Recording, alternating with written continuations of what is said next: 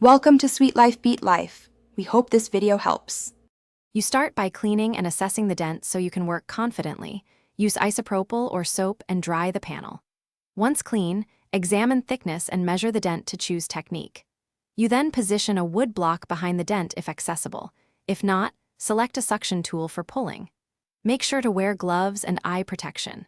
Apply low heat briefly to reduce springback before you begin tapping or pulling. This prepares the metal for controlled reshaping.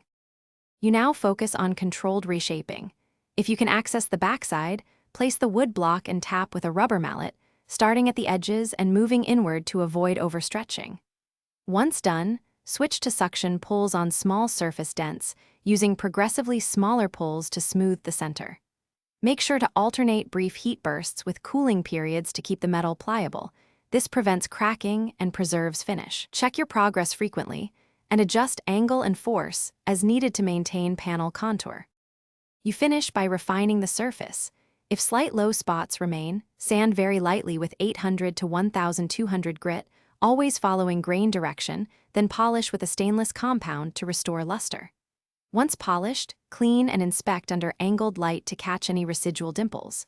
If a stubborn area won't move, try a tiny internal push combined with a micro suction tool. If that still fails, consult a professional panel repairer. Remember, persistent work with small adjustments prevents overworking and surface distortion. Thanks for watching. Consider subscribing if we helped you.